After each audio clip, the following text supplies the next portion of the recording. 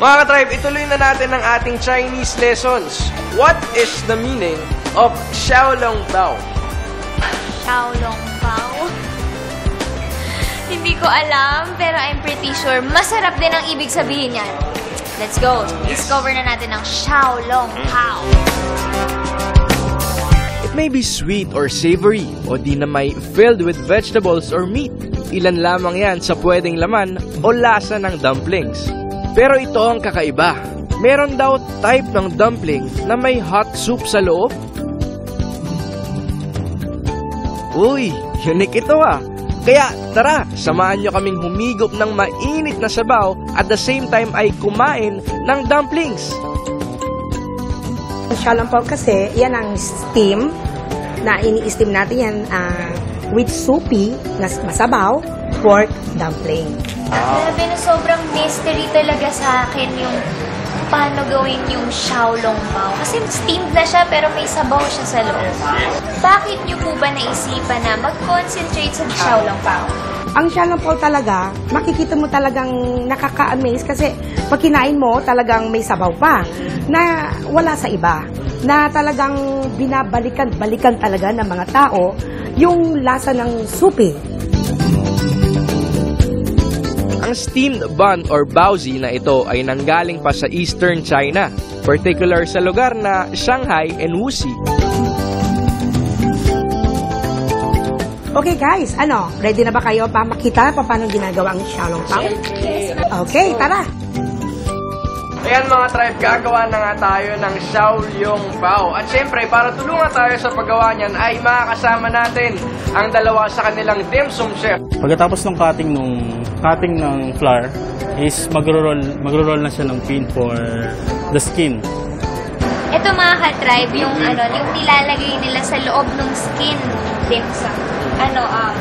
Itong mix na to, ang laman nito is pork fat, spring onions, and yung secret seasoning ng restaurant. Which we cannot tell you guys.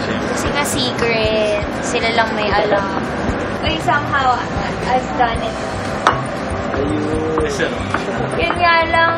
Yun nga lang napunit ko to. Try next time, right? Ang hirap. Pati pala yung paggawa ng dim sum.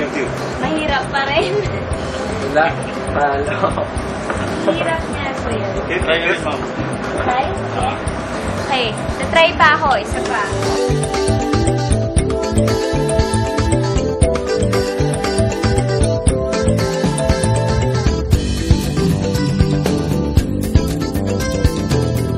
Ito na yung pinakamaayos ko na nagawa na dim sum na later on, ilalagay sa mga bamboo baskets na ito at mamaya ilalagay naman dito sa steamer para magkaroon na siya ng sabaw sa loob and all. Para maluto na siya, para makain na natin, para matikman na natin yung Xiaolongbao. Ayun, ito lang yung nagawa ko.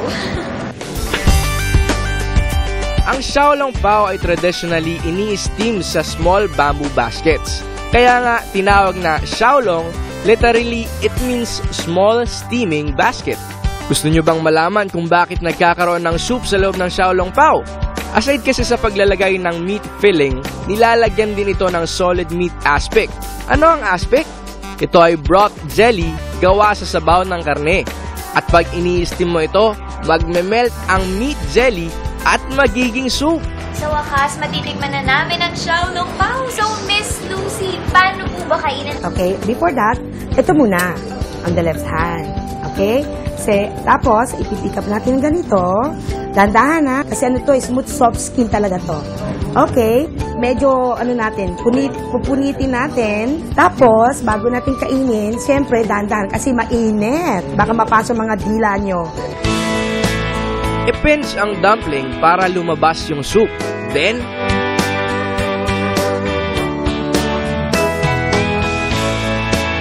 sip it. And lastly, makakain na natin ang dumpling.